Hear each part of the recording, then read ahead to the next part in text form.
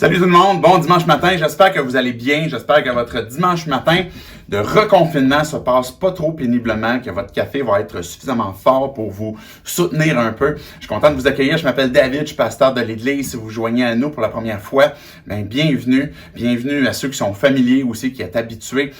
C'est un moyen que l'on a qui est peut-être moins idéal que de pouvoir être ensemble, mais en même temps, on veut pouvoir participer à cette parole que Dieu va nous donner, que ce message que Dieu a à nous donner pour qu'on puisse trouver finalement une espérance qui est vivante et découvrir peut-être une joie, redécouvrir une joie qui est possible. Donc, on veut vous transmettre ce matin notre passion que l'on a de Jésus, malgré le fait que même nous aussi, on aurait voulu pouvoir à 25 personnes se rencontrer dans le quartier général, mais c'est juste partie remise, là, on lâche pas la patate, gang. Je commence rapidement avec une petite anecdote que j'ai entendue cette semaine par Patrick Huard, une introduction à son émission qui appelle La Tour. C'est la première fois que je tombais là-dessus. Je trouvais intéressant ce qu'il disait parce qu'il parlait comme quoi que on prend des résolutions parce que ça nous fait du bien. Parce qu'il disait souvent les résolutions, dans le fond, on n'est pas capable de les maintenir. C'est comme le nettoyage de notre cabanon. On met tout ça propre. Puis 5 jours après, tout est à l'envers. Là, la puise de la piscine est dans le sac de golf. Les cannes de peinture dans la brouette. On a un marteau qu'on trouve plus. Et puis, on prend malgré tout des résolutions pour qu'on puisse se sentir un peu mieux parce que ça nous fait du bien, parce que on aime se faire croire comme quoi que nos vies peuvent aller mieux. Et puis, il enchaînait en disant comme quoi que l'industrie du bien-être a compris ça. Et cette industrie-là représente par année 4 trillions. C'est capoté, le 4 trillions, c'est 4000 milliards. Ça inclut, par exemple, le gym, les spas, peut-être le yoga avec les différents types de produits de beauté. Et puis, tout cela est pas mal en soi. Mais la question qui soulevait, c'est que si cette industrie-là va si bien, est-ce que c'est parce que de notre côté, ça se peut que ça va mal? Si cette industrie-là, c'est une business, par exemple, est prospère, mais c'est parce que ses clients vont pas si bien que ça, puis ont besoin d'un bien-être. Et les chiffres les revenus de cette industrie-là sont faramineux parce que justement, on est à la recherche d'un bien-être. Et je trouve que cette illustration-là, cette révélation-là de combien est-ce qu'on est prêt à dépenser, prêt à prendre des décisions pour qu'on puisse se sentir mieux, illustre très bien ce titre que j'ai donné à la série Gap. Le gap que l'on a entre l'idéal qu'on voudrait pour nos vies versus la réalité dans laquelle on se trouve. Le confinement lui-même nous fait ressentir plus que jamais justement cette tension qu'il y a entre je voudrais sortir de ce qui est en train de se produire présentement, mais en même temps, on peut même pas sortir de chez nous dépasser 8 heures. Je sais pas combien de mimes j'ai vu dans les derniers jours à cause de ça. Mais bref, évidemment, ça nous irrite pour plusieurs. On croit que c'est quand même pour le bien de la population que cette décision-là a été prise. Mais cette illustration-là de gap, comme quoi qu'on est à la recherche du bien-être, est un peu comme si justement on a ces deux sphères dans nos vies, où ce qu'on a dans notre esprit ce mieux-être qu'on voudrait avoir. On voudrait être en meilleure santé, on voudrait avoir un meilleur poids, on voudrait que notre communication dans le couple soit meilleure, on voudrait que notre enseignement, notre pédagogie envers nos enfants, si vous avez des enfants, mais que ça se passe bien, on voudrait que nos enfants soient polis, puis que quand on fait des photos, c'est toujours Pinterest parce que ils sont bien placés, ils sont bien rangés, ils sont tout le temps bien habillés, et puis ils pètent jamais, et puis ils vont jamais se chicaner. On a un idéal qu'on a, puis même des fois, vous pourriez dire, mais moi, mon idéal, c'est que ma vie soit simple, que ma vie soit relax, qu'on soit zen. Mais même ça, c'est difficile parce que il y a des circonstances qui constamment peut-être nous irritent. Peut-être que de dire, je voudrais ne pas m'inquiéter pour ce qui va se produire demain, pour le contrat que je vais avoir ou que mon travail, puis on voudrait être zen, mais il y a des pensées qui nous préoccupent, on devient anxieux, on devient inquiet. Et ça, c'est notre réalité. On a un idéal qu'on recherche, on a notre réalité. Et là, on essaye le plus possible que les deux vont être ensemble et puis de pas trop ressentir cet effet-là, justement, de gap qu'il y a entre les deux pour nous éviter d'en souffrir. Il y a une histoire qu'on trouve dans les évangiles qui est arrivée avec Jésus, avec cette intention que Jésus avait que de pouvoir nous apporter la vie, nous faire découvrir la vie abondante en lui. Et si on ressent les effets d'un gap qu'il y a entre mes aspirations personnelles d'un idéal versus la réalité dans laquelle je suis, il y a une réalité encore plus grande où, il y a non seulement l'idéal, comment je le conçois, mais il y a le plan que Dieu a pour ma vie, qui est de loin idéal, et non seulement ma réalité, mais la vraie réalité de ce que je suis, qui fait en sorte que le gap entre les deux, entre ce que je suis réellement et ce que le plan que Dieu avait pour ma vie, est un gap immense. Quand Jésus est venu nous visiter, son intention était de nous apporter la vie, de nous faire découvrir la vie. Mais comment est-ce qu'on va faire pour que ce gap-là, qui est béant, puisse être comblé pour qu'on puisse avoir une vie, qu'on va être bien, qu'on va pouvoir avoir réellement cette recherche de bien-être, qu'on va pouvoir la vivre, la ressentir et puis la saisir aussi. Même quand on réussit on descend un peu notre idéal et puis notre réalité est pas si mal, on réussit à maintenir ça ensemble, mais il va quand même s'établir une fatigue de par le fait que je réussis pas à maintenir mon idéal dans ma réalité. Et je vous invite à tourner dans Marc 2, les versets 1 à 12. Cette histoire-là va nous révéler justement clairement ce gap qu'il y a entre ce qu'on voudrait et puis ce dans quoi on est finalement. Marc 2, je vous lis ça d'un trait pour qu'on puisse avoir l'image en tête, on puisse avoir l'histoire. C'est peut-être une histoire que vous avez déjà entendue, mais vous allez voir, ça devient très évident quel est le besoin du personnage qu'on va regarder ce matin. Quelques jours après, Jésus revint à Capernaum. On apprit qu'il était à la maison. Jésus revient chez lui. Il revient dans son patelin. Il revient, même certains commentateurs vont dire que c'est même sa maison, l'endroit où il revenait souvent pour habiter, pour dormir, bien qu'il était comme constamment en ministère. Verset 2. Et un si grand nombre de personnes se rassemblèrent qu'il n'y avait plus de place, pas même devant la porte. Il leur annonçait la parole. Jésus annonçait cette parole. Il parlait du ciel, il parlait de Dieu, il parlait de son Père. Et les gens qui venaient réussissaient à comprendre ce qu'il disait. Et c'est la raison pour laquelle les gens venaient à Jésus simplement et puis avaient l'intérêt d'écouter ce qu'il avait à dire. Et là, la maison était pactée, même jusqu'à l'extérieur, où ce que les gens se venaient pour essayer d'entendre ce que Jésus racontait. Verset 3. Pas verset 3, mais verset 3. On va lui amener un paralysé porté par 4 hommes. Comme ils ne pouvaient pas l'aborder à cause de la foule, ils découvrirent le toit au-dessus de l'endroit où il se tenait et descendirent par cette ouverture le brancard sur lequel le paralysé était couché. Voyant leur foi, Jésus dit au paralysé, « Mon enfant, tes péchés te sont pardonnés. » Il y avait là quelques spécialistes de la loi qui étaient assis et qui se disaient en eux-mêmes, « Pourquoi cet homme parle-t-il ainsi? Il blasphème. Qui peut pardonner les péchés si ce n'est Dieu seul? » Et Jésus sut aussitôt dans son esprit qu'ils raisonnaient ainsi en eux-mêmes. Et il leur dit, « Pourquoi raisonnez-vous ainsi dans vos cœurs? Qu'est-ce qui est le plus facile à dire aux paralysés? Tes péchés sont pardonnés, ou lève-toi, prends ton brancard et marche. Afin que vous sachiez que le Fils de l'homme a sur la terre le pouvoir de pardonner les péchés, je te l'ordonne, dit-il au paralytique, lève-toi, prends ton brancard et retourne chez toi. Aussitôt, il se leva, prit son brancard et sortit devant tout le monde, de sorte qu'ils étaient tous très étonnés et célébraient la gloire de Dieu en disant, nous n'avons jamais rien vu de pareil. Ça, c'est la twist à Jésus. Non seulement il parle de la parole, il raconte les vérités qui concernent le ciel, qui concernent son Père, puis les gens viennent avec intérêt, mais il y a la puissance aussi d'affirmer ce qu'il est en train de dire est vrai, est réel. Et c'est pour ça que les gens disaient, on n'a jamais rien entendu de tel, mais ils disent aussi maintenant, on n'a jamais rien vu de tel non plus. Il y a deux types de personnes qui sont là.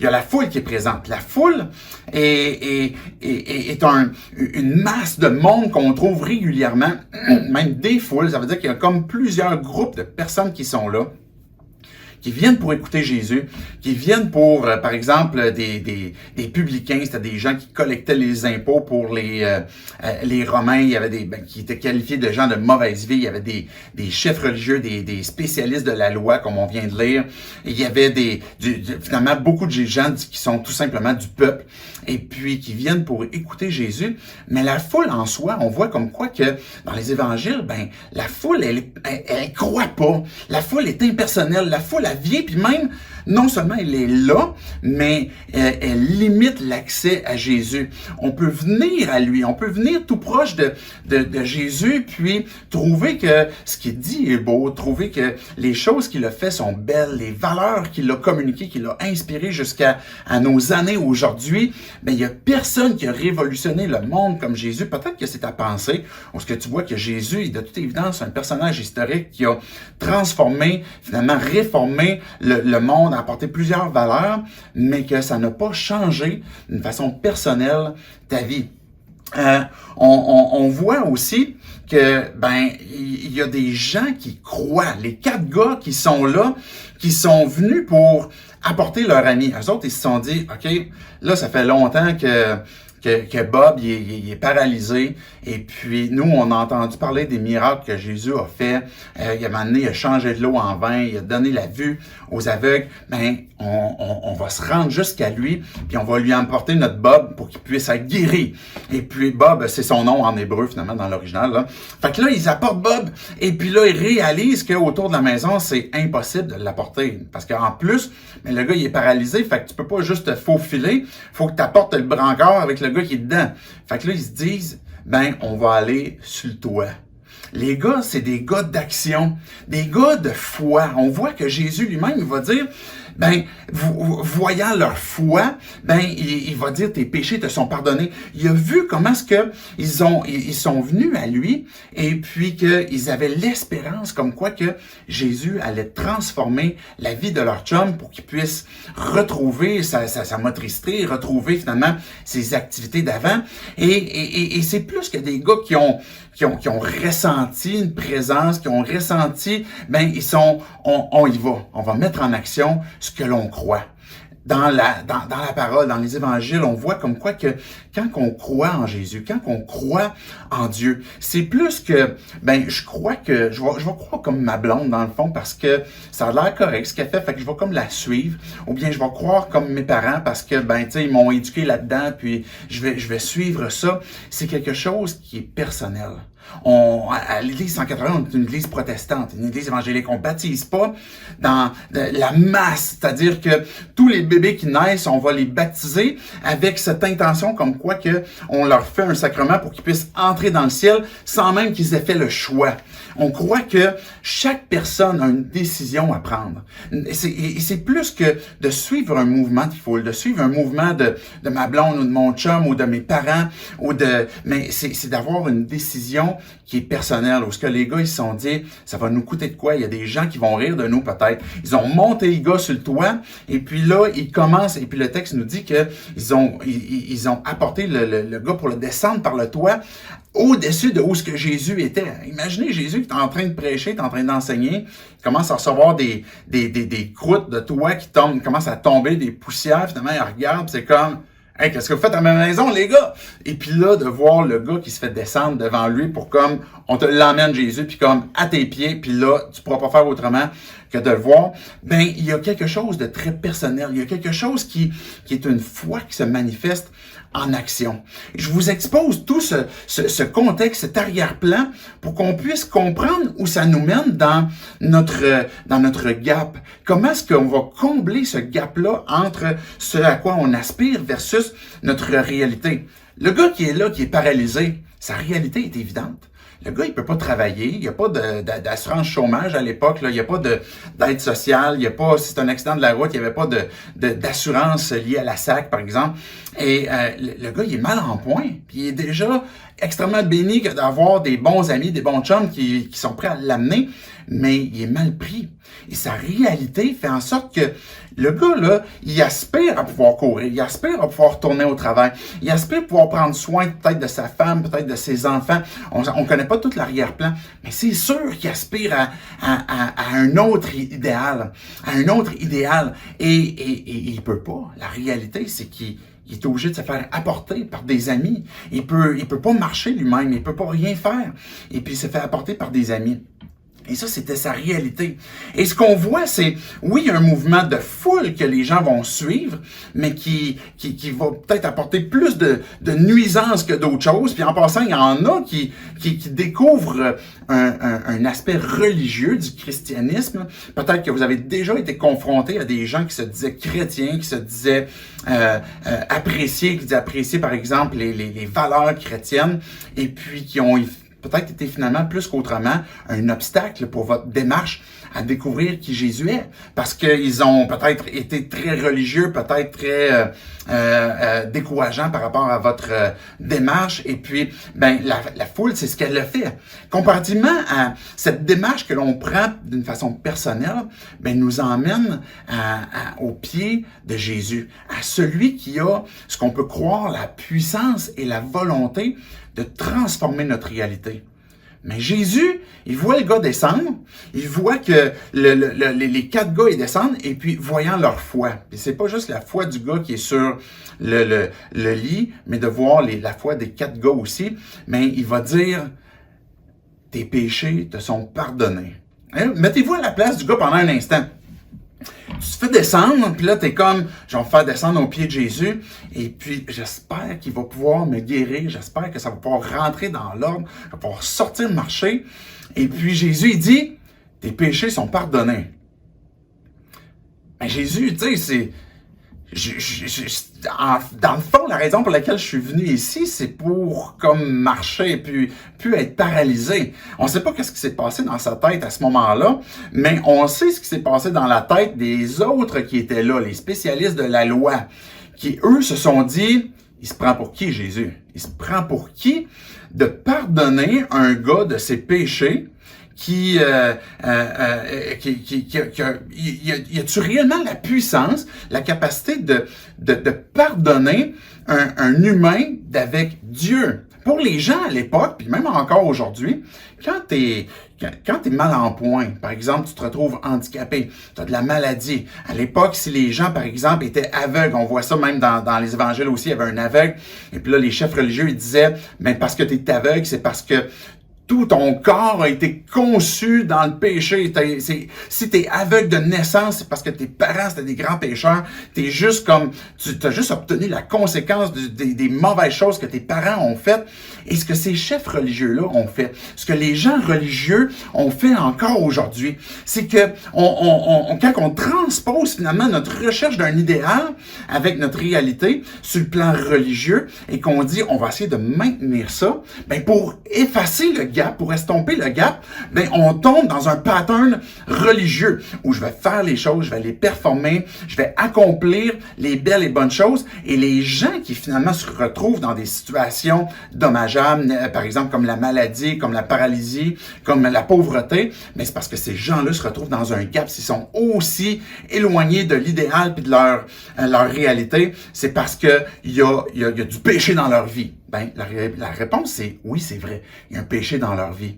Ce que ces gens-là ne comprenaient pas, c'est que ils maintenaient de façon fusionnelle, de façon confuse, cette réalité qui les concerne avec le plan parfait de Dieu.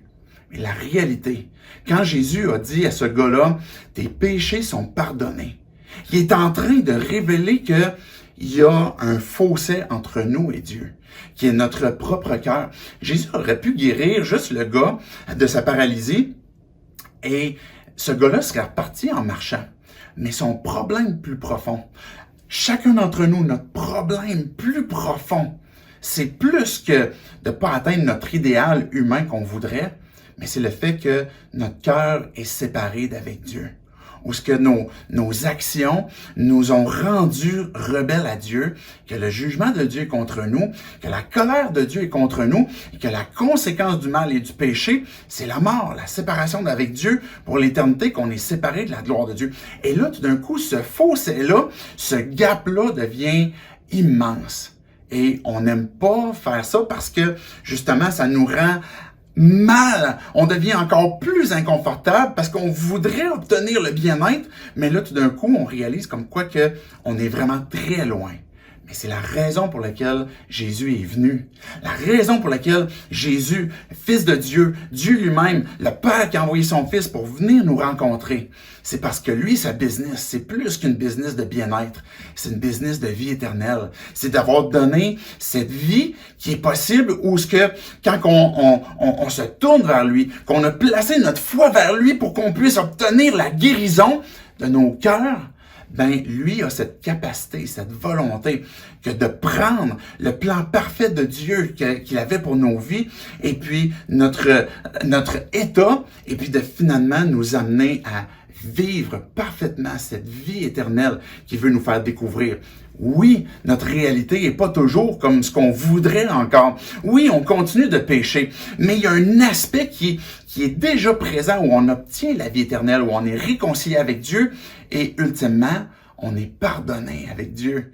Et là, c'est plus une question comme quoi qu'on est en train de performer de façon d'estomper finalement ce gap-là, où ce qu'on performe, où ce qu'on réussit à ramener notre réalité à un idéal pas si mal, comme ce que les chefs religieux faisaient, comme ce que la religion fait encore aujourd'hui, mais je suis pas dans une performance ou dans un accomplissement, mais je suis plutôt dans la réception de ce que Jésus veut me donner. Que tu sois croyant ou que tu ne sois pas croyant. C'est cette même réalité encore dans laquelle, quand on est réconcilié avec Dieu, qu'on a été pardonné, que nos cœurs ont été guéris, qu'encore aujourd'hui, ben le bien-être de notre âme repose sur ce que Dieu a fait, sur ce que Jésus a fait, sur la capacité qu'il a de pouvoir venir justement combler ce gap qu'il y a entre moi et Dieu. On pourrait penser comme quoi que ce gap-là, on pourrait le combler de différentes façons. Puis ça pourrait nous amener dans une forme de honte qui est reliée justement au péché, de pas être à la hauteur, de pas réussir, d'être dans la honte de la façon que je traite les autres, la honte, par exemple, de mes habitudes, de mes addictions, de pas réussir à être fidèle. Et ce gap-là peut nous amener à, même quand on a donné notre vie à Dieu, ben quand on perd de vue comme quoi que on a cette guérison, cette vie éternelle qui dépend uniquement de la performance de Jésus, puis qu'on obtient par la foi en lui, parce qu'il nous donne sa grâce, ben on peut facilement retomber justement dans cette honte où on veut cacher ce gap qui nous sépare de notre idéal. Je voudrais pas personne, par exemple, qui vienne voir mon cabanon, parce que ce que Patrick Huard décrivait, ben mon cabanon certainement ressemble à ça. Je pense que je suis obligé de m'acheter une coupe d'outils par mois, que je me dis, je sais que j'en ai un, mais je le trouve plus. Ben c'est ça notre idéal, et puis ça nous conduit dans la honte, où ça peut nous amener à une distance aussi. C'est le vieux moi, c'est plus moi, ça c'est le avant. Et puis d'avoir une forme de regard sur nos vies où ce qu'on voudrait présenter comme quoi que, ben ça c'est plus nous, ça nous vient pas. Mais quand que la réalité nous rattrape un jour ou l'autre, ben là on revient justement dans ce mal-être, dans cette difficulté. Et peut-être pour une autre façon, pour combler ce gap-là, ben pour éviter que on voit le gap que moi j'ai de ma réalité avec l'idéal que je voudrais, ben c'est de pointer au gap des autres personnes, de pointer au péché des autres personnes, de comment est-ce que eux ils réussissent pas, peut-être comment est-ce que eux ils ont pas accompli ce que Dieu voulait, exactement comme ce que les chefs religieux faisaient. Ben eux ils se disaient, ben le gars là, comment est-ce qu'il peut être pardonné de ses péchés? Et comment est-ce que Jésus peut aussi simplement dire ça finalement? Et là, on se met à pointer les gens du doigt puis dire, ben écoute, moi, ma réalité avec l'idéal est quand même bien maîtrisée. Mais regardez, par exemple, lui, ou tel groupe, ou telle église, ou telle personne. Et puis, on se met à pointer du doigt. Et on tombe dans ce panneau-là, justement, d'une forme d'hypocrisie. Les chefs religieux, les spécialistes de la loi qui étaient là, ils réfléchissaient en eux-mêmes, puis Jésus a pu confronter leurs pensées en leur disant, qu'est-ce qui est plus facile de dire? Tes péchés te sont pardonnés, ou lève-toi et marche. Et Jésus a dit, lève-toi et marche, pour que vous sachiez que le Fils de l'homme a le pouvoir de pardonner les péchés. Jésus est le seul qui peut réconcilier ton âme, ta personne avec Dieu, et le seul qui peut te donner le pardon des péchés. Et ce que Jésus est en train d'illustrer, c'est que ce gap immense qui est capable de combler et de nous ramener à l'idéal parfait, que s'il est capable de faire ça, il est certainement capable de guérir une personne qui est paralysée. Il y a plein d'aspects de nos vies qui peuvent être guéris, qui peuvent être résolus de par notre foi en Jésus-Christ, mais tout en reconnaissant que notre premier besoin, c'est celui de notre âme. Peut-être que tu es venu à Jésus, peut-être que tu viens à lui parce que tu te dis, j'ai un besoin de trouver, par exemple, une communauté. J'ai besoin de trouver une famille. J'ai besoin de retrouver la paix. Peut-être que tu es venu à Jésus parce que tu vis un deuil, peut-être à cause de la maladie. Peut-être que tu es confronté devant une situation qui te rend complètement anxieux. Et un peu comme ce gars-là, ce qui l'a amené à Jésus, c'est son handicap. Il était paralysé, il l'a amené là. Mais la même chose pour nous, quand on vient à lui, parce que c'est à cause d'un deuil, à cause d'une circonstance X, il faut ouvrir nos oreilles parce que Jésus a quelque chose de plus grand, un besoin plus grand que ce qui nous a amenés à lui, pour nous amener à prendre conscience que mon âme a besoin d'être réconciliée avec Dieu, et c'est pour ça que j'ai besoin de placer ma foi en lui, puis de me repentir de cette pensée comme quoi que c'est moi qui va résoudre ma vie et puis combler ce gap-là tout seul. Ce matin, je veux vous inviter à refaire confiance à Dieu. Ce matin, je veux vous inviter à placer votre confiance à Dieu. C'est le seul moyen qu'on peut obtenir justement cette résolution. On a vu le avant de ce gars qui était paralysé. On a vu le après. Il s'est relevé. Jésus lui a ordonné, lève-toi, prends ton lit, puis marche, puis traverse la foule, puis retourne chez vous. Et là, tout le monde sont avec les sourcils dans le milieu du front, puis comme on n'a jamais rien vu de tel, ça, c'est à cause de leur foi. C'est uniquement à cause de ça que Dieu a pu donner justement sa faveur, sa grâce et le pardon des péchés. Et c'est à ça que Dieu nous invite encore ce matin. Que notre recherche d'un idéal et où ce qu'on veut résoudre justement une situation qui peut-être qui nous fait du mal dans la réalité, qu'elle nous emmène à Dieu, je m'accroche encore à toi. J'ai besoin de toi, Jésus, pour recevoir qu'est-ce que toi, tu veux faire dans ma vie et puis que je puisse découvrir justement pleinement cette vie que j'ai en toi. De croire que Dieu, il t'aime, que tu peux venir à lui, de prendre cette décision de foi, de confiance que suis pas un mouvement de foule, mais prends une décision personnelle. Et si tu l'as jamais pris cette décision-là, c'est de simplement dire à Dieu que tu reconnais ce besoin plus important que d'obtenir le pardon de tes péchés. Et puis de lui dire comme quoi que tu reconnais que c'est lui qui peut combler ce gap-là, dans lequel toi tu te retrouves dans une situation qui te fait souffrir, qui te mène à non seulement ne pas pouvoir obtenir cet idéal peut-être humain que tu cherches, mais que ultimement, l'idéal du plan de Dieu peut se retrouver uniquement parce que Jésus nous permet d'être réconciliés avec le Père. Fait qu'il faut croire que Dieu nous aime, de croire comme quoi que je mérite pas qu'est-ce qu'il a à me donner, que de prendre cette décision personnelle de Dieu, je veux te suivre. Jésus, tu m'as demandé de me faire baptiser. On baptise pas les foules, mais on vous invite d'une façon personnelle à prendre la décision. Fais-toi baptiser.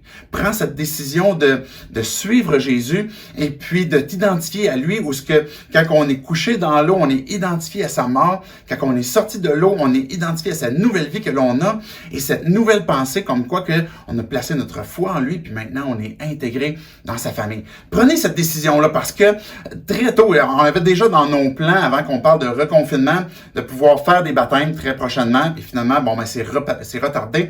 Mais retardez pas la décision de vous faire baptiser. Vous pouvez aller sur le site internet de l'Église 180, remplir le formulaire « Je veux être baptisé ». On va vous donner suite, puis on va planifier autant que ce qu'on est capable, mais ce prochain événement qui s'en vient. Prends la décision d'une façon personnelle, sans suivre tes parents, sans suivre ton conjoint, ta conjointe, sans suivre un mouvement de masse, mais que ça soit personnel pour toi.